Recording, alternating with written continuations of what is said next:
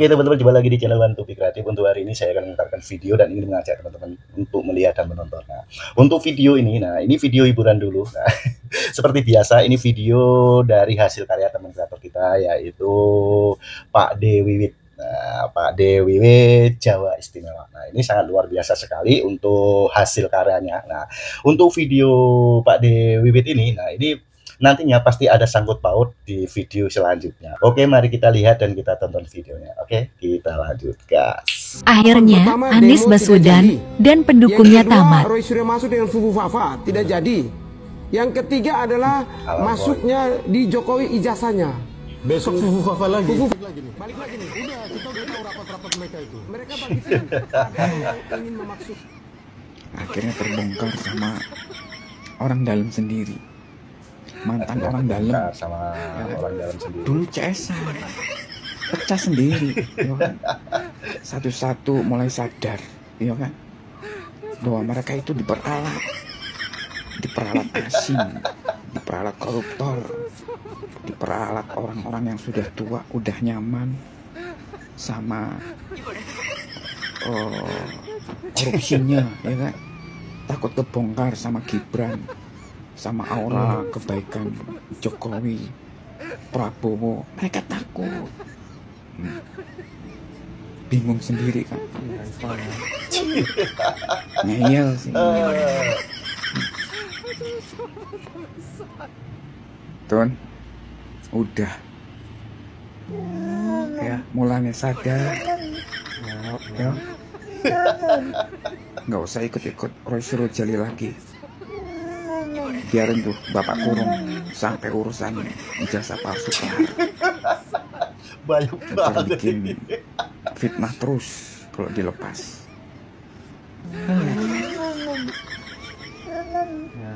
Baru pada nyadar dipeliatun, diperalat.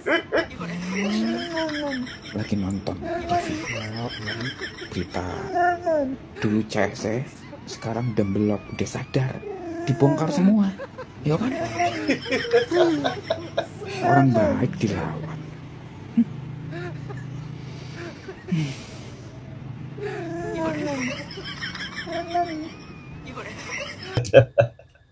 Gimana teman-teman dengan isi videonya? Nah, itulah hasil karya dari Pak D. Wiwit. Nah, seperti yang digambarkan atau yang diceritakan dalam videonya tadi. Nah, untuk videonya Pak D. Wiwit ini ada sangkut pautnya nggak nanti dengan video yang akan dibahas ini? Nah, dan video yang akan dibahas ini yaitu hasil karya dari teman kreator kita seperti biasa, yaitu Opung Parbilak. Nah, di sini Opung Parbilak ini membahas tentang wakil presiden kita, yaitu Mas Gibran Rakabuming Raka. Nah, untuk Mas Gibran ini menjadi fobia, nah, bagi mereka pembenci Bapak Joko Widodo, pembenci Mas Gibran, nah, dan perusak. Nah. Supaya teman-teman tidak penasaran dengan isi videonya, mari kita lihat dan kita tonton dan kita cermati nyampe habis supaya teman-teman tidak gagal paham. Oke, mari kita lanjut dan kita tonton videonya, gas. Kalian percaya nggak kalau di Indonesia ini ada penyakit baru yang namanya Gibran fobia? Penyakit apa itu, baru dengar kami itu, Bung? Pokoknya ini lebih parah daripada fobia ketinggian. Lebih parah daripada fobia air laut. Dan lebih parah daripada fobia terhadap hewan tertentu. Dan tahu enggak kalian, orang-orang yang masuk di dalam golongan Gibran fobia ini, jangankan tersentuh, mendengar namanya pun badan bisa gatal-gatal. Batuk-batuk, serangan jantung, bisa, dan sakit ginjal. Masa ada golongan orang kayak gitu, Bung? Ada golongannya. Ada. Belum kita masuk ya menggali lebih dalam ya kelompok-kelompok atau spesies apa saja yang termasuk dalam golongan Gibran fobia. Kita akan bahas dulu mengenai 3 alasan kenapa ada ketakutan terhadap Gibran atau Gibran fobia. Alasan pertama, karena Gibran berpotensi menjadi wakil presiden untuk kedua kali. Nah, loh, kok bisa gitu? Coba kalian lihat dulu sekarang, baru 3 bulan mau dimakzulkan. Karena mereka melihat ya kemungkinan besar kalau dibiarkan Gibran akan menjadi wakil presiden kedua kali. Maka kesempatan Anies Baswedan lenyap. Mahfud MD sudah habis. Muhaimin Iskandar apa lagi? Ya, bisa dipastikan ya 2029 ketika bertarung lagi, maka Prabowo Gibran, apalagi kalau misalnya mereka bisa menjalankan pemerintahan ini dengan baik ya, maka mereka akan bisa dipercaya rakyat untuk menjadi pasangan yang kuat yang tak terkalahkan 2029 nanti.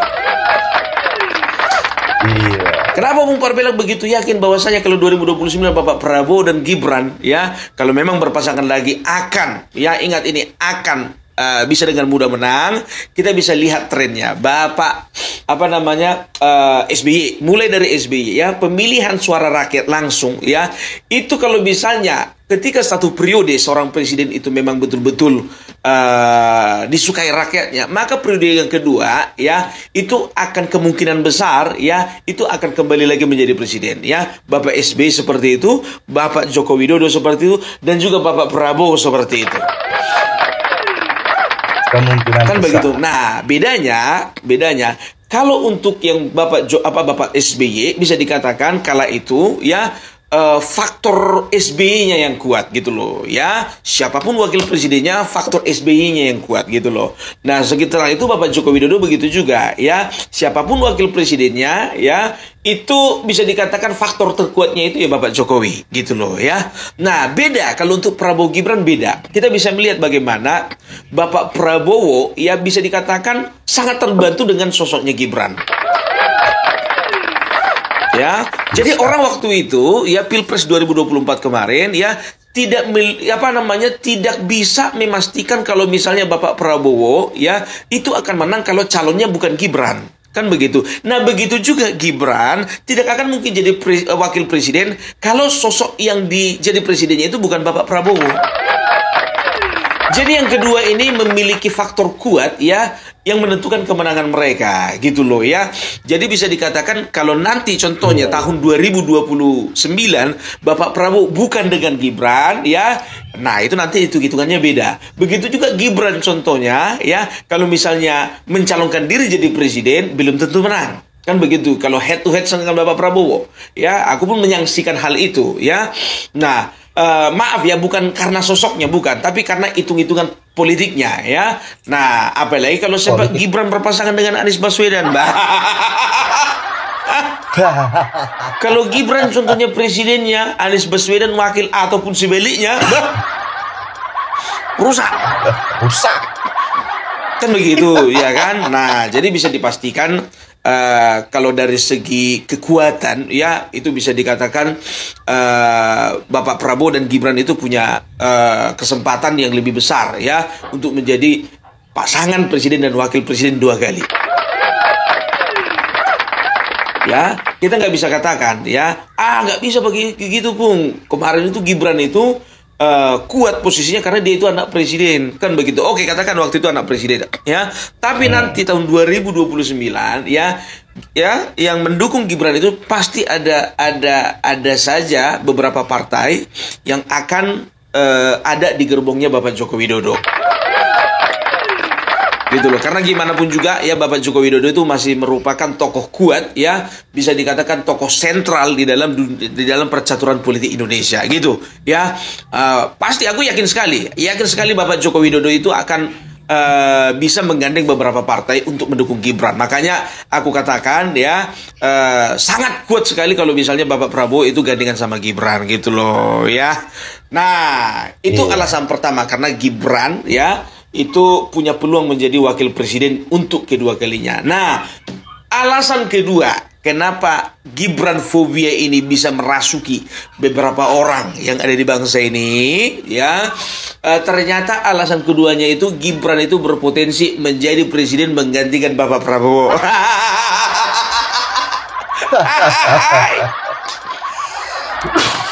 Itu dia, iya kan? Nah, kapan itu? Pasti dong 2034. Nah, kalau 2034 ya, Bapak Gibran ya secara kemampuan hitung-hitungan politik ya dan juga secara dukungan ya, dukungan politik bisa dikatakan ya akan dengan mudahnya menang ya melawan para petarung lainnya ya. Karena apa? Ya Gerindra sudah habis ya 2 periode. Biasanya seperti itu ya.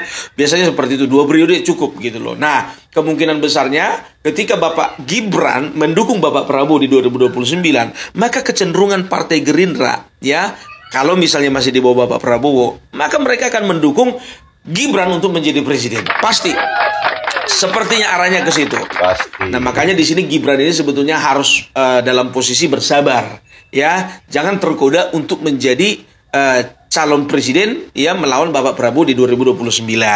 Aku tidak berbicara tentang kemampuan ya, tentang kalkulasi politiknya ya. Jadi makanya ya orang-orang ini, kelompok-kelompok ini yang masuk dalam Gibran fobia itu tahu ya, kalau sempat Gibran 2 kali jadi wapres setelah itu jadi presiden. Maka kesempatan daripada AHY, Anies Baswedan, Puan Maharani pupus sudah. Makanya ya ini banyak sekali itu berusaha untuk memakzulkan Gibran. Karena apa? Karena tahu mereka ya 10 tahun lagi jadi presiden ini barang. Kalau nggak dirusak reputasinya sekarang ya, mereka tahu ya bahwasanya Bapak Gibran itu berpotensi jadi presiden 10 tahun lagi. Makanya mereka berusaha merusak reputasi Bapak Gibran. Iya. Nah, itu potensi kedua. Alasan kedua. Nah, sekarang alasan ketiga ya, kenapa Gibran fobia itu sangat merasuki mereka-mereka ini? Alasan ketiga karena Bapak Gibran Raka Buming Raka berpotensi menjadi presiden untuk yang kedua kali. Gak ada harapan bagi sekarang kan begitu, ini. kan trennya begitu. Kalau misalnya sudah berhasil 1 periode, biasanya dipercaya rakyat untuk 2 periode. Jadi kalau di total ya, sebetulnya Bapak Gibran Raka Buming Raka ya di dunia perpolitikan ini, kalau dibiarkan, menurut mereka, kalau dibiarkan, maka mereka kehilangan kesempatan selama 20 tahun. 2 kali wapres, 2 kali presiden. Iya. 2-10. Anies Baswedan makin tua. 20. Puan Maharani makin tua. Mahfud MD apa lagi? Kemungkinan besarnya ke depannya itu menjadi lawan berat itu adalah AHY. Iya, walaupun selisih kalau nggak salah selisihnya itu AHY 42 ya, 42 sekarang Gibran 35. Selisihnya itu cuma 7 tahun. Jadi bisa dikatakan calon penantang kuatnya Gibran itu ya AHY nanti. Dan kita belum menemukan sosok baru ya kan. Kalau Guntur Romli kayaknya nggak mungkin deh. Nggak mungkin. Baru si siapa namanya Romi Soekarno nggak masuk kera itu, nggak masuk kera. Nggak. Kalau Imin gimana? Masih sempat nggak dia ya? Kayaknya masih sempat dia menjadi wapres nanti. Karena kalau nggak salah Imin itu ya 1, 2, 3, 4, 5 periode dia akan mencalonkan diri itu jadi wakil presiden. Bayangkan selama 25 tahun hanya menjadi wakil presiden kepinginnya. Jadi kalau Cak Imin ini kayaknya sebuah kekuatan yang nggak perlu diperhitungkan. Ya, itu dia. Jadi bisa dikatakan dia alasan sederhananya itu aja ya. Sederhana tapi mendalam, kan begitu ya. Sederhana tapi mendalam. Sebentar dulu. Sederhana tapi mendalam. Memang betul ya. Kayaknya jadi wapres, calon presiden, tapi sebetulnya bagi kelompok-kelompok yang pembenci atau yang fobia terhadap Gibran ini sebetulnya sangat mengganggu kelangsungan hidup mereka ya. Nah, sekarang kita mau tahu ya, kelompok-kelompok apa saja yang menderita sakit Gibran fobia. Jadi kalau aku untuk saat ini masih 8 kelompok. 8 kelompok Bung, banyak kali Bung. Dengar dulu. Ingat ini, satu kelompok kupaparkan 15 menit. Kali 8 2 jam. Sabar-sabarlah kalian ya. Nah, kita masuk ke kelompok-kelompok yang merupakan golongan Gibran fobia ya. Yang pertama, ya sudah pasti ya. Yang pertama yang yang fobia terhadap Gibran itu adalah barisan yang sakit hati terhadap Bapak Jokowi. Loh, kok bisa, Bung? Ya iya, biasanya gitu. Kalau orang udah benci kepada bapaknya, benci juga sama anaknya.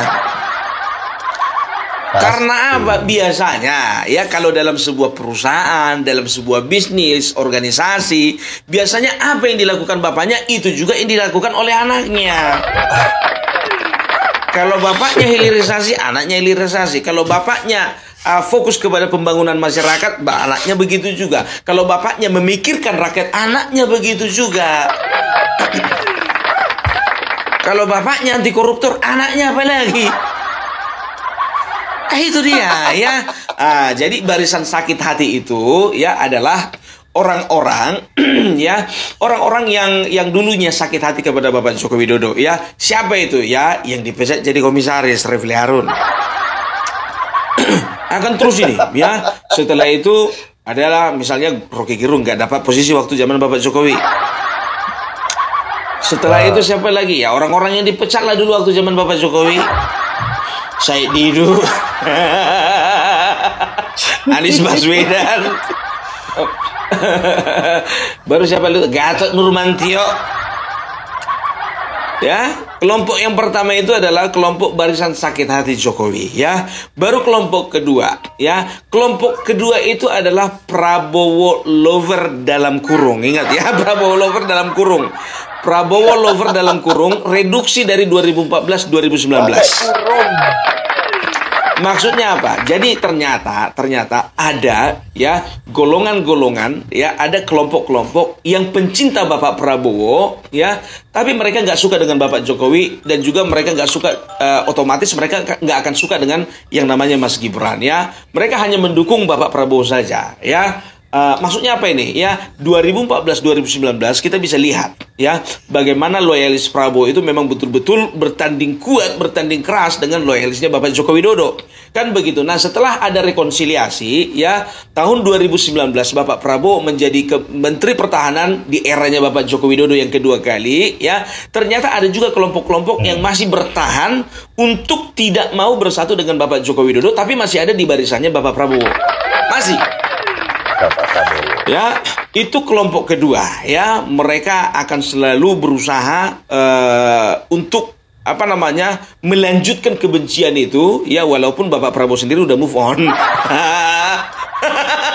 Ada. Baru yang ketiga ya.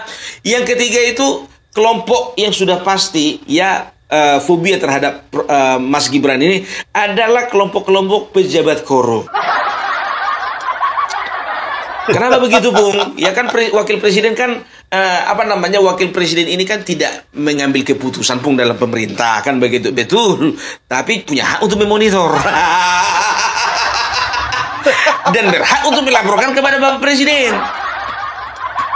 Kan begitu. Nah, kita bisa tahu bahwasanya Pak Gibran ini masih muda dan dia akan lebih gesit untuk melihat bagaimana kecenderungan orang berbuat korup. Ya lebih jeli Bapak Prabowo. Betul memang. Katakanlah Bapak Prabowo ya, di dalam 1 bulan dia punya target. Katakanlah misalnya ada sekitar 20 koruptor yang harus diburu. Nah, kalau ada input dari Bapak Wapres 5 lagi, nambahkan jadi 25. Itu yang pertama. Baru yang kedua, mereka akan melihat ini pejabat-pejabat korup ini ya kan. Kalau sempat ini 2 kali jadi Wapres, 2 kali jadi presiden, habislah kami. Apalagi pejabat korup yang masih panjang itu masa baktinya itu. Masa bakti 20 tahun lagi. Udah digambar itu. Aduh, bahaya nih kalau Gibran ini jadi presiden ini, bahaya. Kelompok keempat ya, kelompok keempat itu adalah pengusaha nakal. Ya biasanya pengusaha besar ini. Kalau pengusaha ya, pabrik tempe nggak terlalu ada efek gitu sama mereka ya. Pengusaha tambang, migas, ya pokoknya pengusaha nakal. Kenapa begitu, Bung? Ya bisa jadi kebijakan-kebijakan negara nanti akan diambil Bapak Gibran ini akan menjadi sesuatu yang berbahaya bagi bisnis mereka. Ya, itu dia. Ya lebih tepatnya sebetulnya mereka harusnya lebih takut dengan Bapak Prabowo, Bung. Betul, tapi Bapak Gibran juga memonitor. Ya, itu dia bisnismen nakal. Ya, mereka akan berusaha ya menyerang terus Bapak Gibran. Ya, oleh karena apa? Mereka tahu ini calon pemimpin masa depan ini. Baru yang kedua, ya, karena mereka dendam sama bapaknya. Gara-gara bapak mula bisnisku hancur Gibran. Iya. Ya hancur lah kalau nakal. Masuk. Baru yang kelima, ya, kelompok kelima yang fobia terhadap Gibran, ya, itu adalah kaum radikalis. Ya, kalian perhatikan waktu beliau menjadi wali kota Solo, ya, jangankan kaum radikalisme bernapas, bayangannya aja pun takut menghadapi Gibran. Gak usah secara fisik, bayangannya aja. Maksudnya gimana, Bang? Coba perhatikan kalian, ya. Waktu ada, kalau nggak salah, ada festival kebudayaan ya di kota Solo. Waktu itu ada dari teman-teman kita, kalau nggak salah dari teman-teman kita Tionghoa membuat festival kebudayaan, ya. Jadi Bapak Gibran, ya, waktu itu hanya memarkirkan mobil dinasnya aja. Parkir mobil dinas, nggak ada yang berani mendekat. Untuk mengganggu, karena ada oknum-oknum masyarakat yang berusaha untuk mengganggu jalannya festival kebudayaan tersebut. Nah, Mas Gibran parkirkan mobil dinas, nggak ada berani mendekat. Bayangkan, bukan cuma bayangannya, mobil dinasnya aja pun dilihat udah gemetaran. Kalian masih ingat kan, ada 3 gereja yang ditutup waktu Mas Gibran jadi wali kota Solo. Dibuka itu segelnya, dibikinkan izinnya. Itu dia, ya. Nah, itu waktu beliau menjabat menjadi wali kota Solo. Nah, sekarang aku tanya dulu sama kalian. Selama 3 bulan ini, walaupun kita tahu 2014, 2019, di belakang Bapak Prabowo ada FPI, ada HTI, ada GNPF, ada 212 dan segala macamnya, ya. Dan juga bisa dikatakan ada ormas-ormas terlarang lainnya yang bonceng, ya, yang membonceng Bapak Prabowo. Tapi lihat selama 3 bulan, ya, bulan 10, 11, 12, 3 bulan, 10, 11, 12, 1, 2, 3, 4, 5, 6, ya. Sudah 8 bulan, ya. Coba kalian lihat dulu, ya, kalian perhatikan dulu. Ada nggak, ya, sel-sel daripada FPI, HTI dan segala macamnya itu hidup kembali, nggak kan? Ya, enggak, ya. Dan juga ini maaf ya. Zaman dulu waktu FPI, ya, jangankan, ya, ingat ini, jangankan mengganggu atau mengusik mereka, ya, melontarkan kata-kata protes terhadap mereka di media sosial, biar tahu kalian, langsung kita didatangi biar tahu kalian. Tapi sekarang, ya, biar tahu kalian, ya, apalagi misalnya FPI ini, ya, mau kita lontarkan pun kata-kata keras, kasar, kita ancam mereka, biar tahu kalian, gak ada yang berani sekarang. Apalagi waktu KDM head to head sama Farbala dan pendukung, ya. Apalagi basis massa mereka itu kan di Jawa Barat, ya kan begitu. Basis massa mereka itu di Jawa Barat, FPI, HTI dan segala macam itu di Jawa Barat paling banyak, ya kan. Tapi karena memang berbenturan dengan KDM, siapa sih KDM? KDM itu kadernya Bapak Prabowo, kader Gerindra itu. Jadi Bapak Prabowo, ya, bisa dikatakan untuk saat ini tidak bisa dibonceng oleh ormas-ormas terlarang. Ditambah lagi Bapak Gibran yang memang betul-betul anti terhadap radikalisme, kan begitu. Nah, bayangkan kalian, ya, kemarin waktu masa Bapak Joko Widodo, ya, dipukul rata sama orang itu. Habis rata tanah. Sekarang pun makin rata dengan tanah. Bahkan mungkin lebih parah. Ya kan, udah terkubur. Tinggal beberapa lagi, masanya itu nggak sebanyak dulu lagi, nggak semasif dulu lagi. Nah, ya kan. Nah, bayangkan waktu zaman Bapak Joko Widodo, ya, hampir selama 7 tahun, ya, setelah ditutup hening mereka. Dan mereka nggak bisa bayangkan, apalagi kalau wapres ini, biar tahu kalian, 2 kali wapres Bapak Gibran, 2 kali jadi presiden, berarti nggak ada harapan sama mereka 20 tahun ini. Waktu zaman SBY masih dapat dana lah. Masih dapat asupan, masih dapat vitamin. Waktu zaman Bapak Joko Widodo, ya, meronta-ronta mereka nggak dapat vitamin.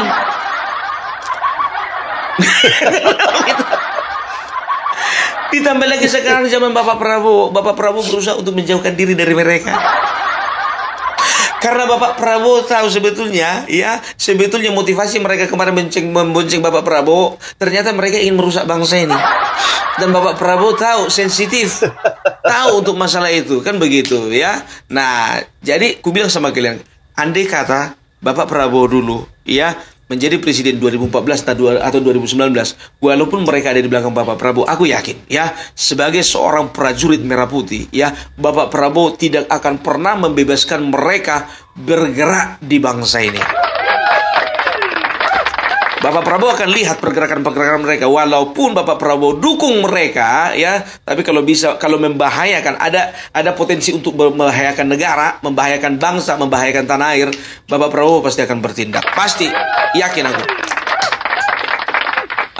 Itu waktu mereka di belakang Bapak Prabowo. Nah sekarang apalagi nggak ada mereka. Itu dia, itu kaum yang kelima. Kaum yang keenam, kaum yang keenam ini sudah pasti yang benci dengan Gibran ini, yang fobia dengan Gibran itu ternyata adalah pihak asing. Pihak asing. Oh yakin kau, Pung? Yakin lah Karena apa? Udah aku bilang, kalau misalnya pihak asing sakit hati sama Bapak Joko Widodo karena hilirisasi, mereka itu cenderung pasti sakit hati juga dengan anaknya. Karena apa? Mereka juga sudah melihat bahwa anaknya ini kalau dibiarkan ini, dia akan punya potensi menjadi wakil presiden dan presiden 2 kali. Kembali ke alasan yang pertama tadi alasan pertama, kedua, ketiga, kembali ke situ alasannya. Selama ini mereka sudah eksploitasi bangsa ini sudah membabi buta begitu ada Bapak Joko Widodo, akhirnya pembabi butaan mereka itu berakhir. Sebentar dulu, memperbaiki dulu kosakatamu itu. Apa itu pembabi butaan?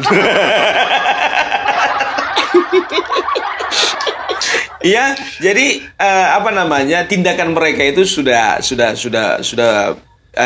diminimalisir lah. Kalaupun masih ada perusahaan-perusahaan asing yang nakal mungkin itu yang belum terjangkau kemarin. Tapi bukan masalah nakal nggak nakal sih, bukan tapi ini adalah demi kedaulatan bangsa Indonesia. Kalian perhatikan Freeport diakuisisi, Chevron diambil alih oleh Pertamina begitu juga waktu itu PT GAK diambil alih sahamnya semuanya oleh PT Aneka Tambang Antam, kan begitu. Nah pokoknya keren lah Bapak Joko Widodo. Sekeren itu Bapak Joko Widodo, sekeren itu juga Bapak Gibran. Nah mana lagi oknum yang fobia dengan Mas Gibran gitu. Nah kelompok ke-8 yang fobia terhadap Mas Gibran adalah kawan lama dalam kurung PDIP.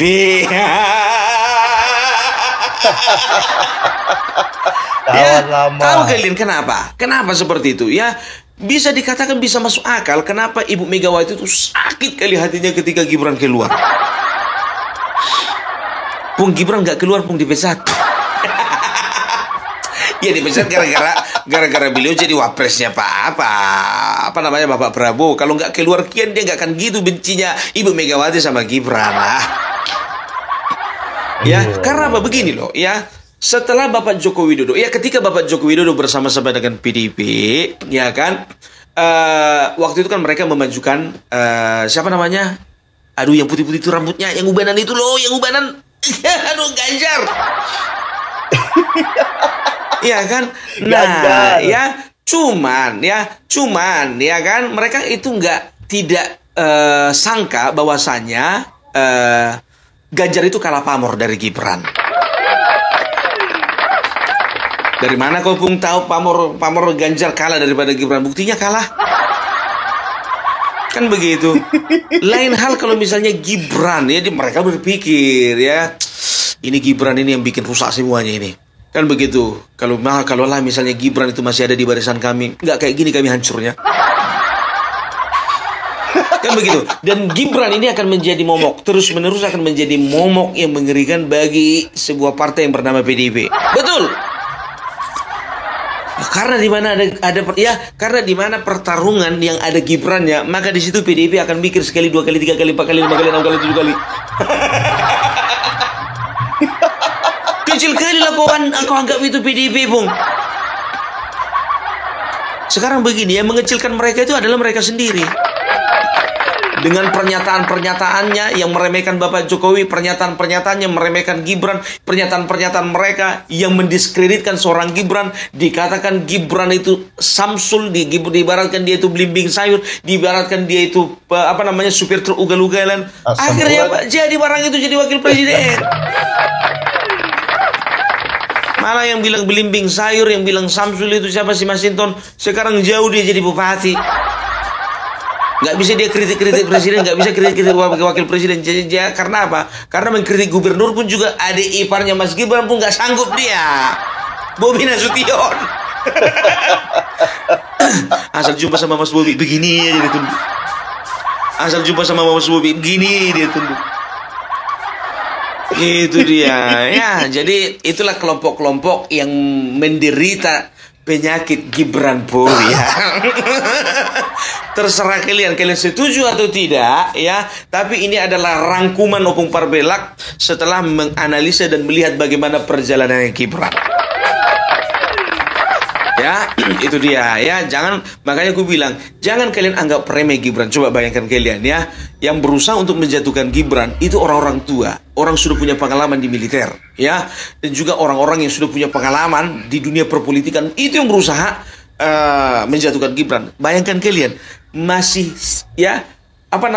meskipun Mas Gibran itu masih hijau, katakan dulu kita masih hijau di dunia perpolitikan ya, berusaha begitu banyaknya orang yang berusaha untuk menjatuhkan Mas Gibran. Artinya apa? Mereka melihat bahwasanya ketika nanti beliau sudah sangat matang, ini akan menjadi sosok yang sangat berbahaya buat mereka. Sedangkan masih hijau saja ya sudah berbahaya, ya kan begitu. Berarti kalau sudah matang Mas Gibran sangat membahayakan. Berbahaya. Sangat membahayakan. Kalau bahasanya Rosyur gitu, berbahaya. Ya, nah ini pelajaran kehidupan ini ya. Kenapa begitu banyak orang berusaha untuk merendahkan kita? Karena pada realitanya posisi kita itu lebih tinggi daripada mereka, sehingga mereka menjatuhkan kita. Kenapa orang berusaha untuk menjatuhkan kita? Karena pada realitanya ya, kita itu lebih kokoh daripada mereka. Maka mereka berusaha untuk menjatuhkan kita. Itu dia. Kenapa orang berusaha untuk menyerang kita? Karena pada realitanya kita itu terlalu kuat untuk mereka, makanya mereka berusaha untuk merobohkan pertahanan kita. Intinya di situ. Itu dia. Makanya kalau aku katakan ini adalah pelajaran kehidupan bagi Mas Gibran. Oke? Jadi itu dulu dari Opung Parbelak. Salam NKRI, NKRI harga mati. Salam. Oke, terima kasih teman-teman yang sudah menonton videonya. Itulah keseruan Opung Parbelak membahas dan mengomentari yaitu tentang Mas Gibran dan 8 kelompok yang fobia Gibran. Dan apabila teman-teman ada saran atau ada pendapat, silahkan komen di kolom komentar. Sampai jumpa di video selanjutnya. Selamat beraktivitas. Sampai jumpa.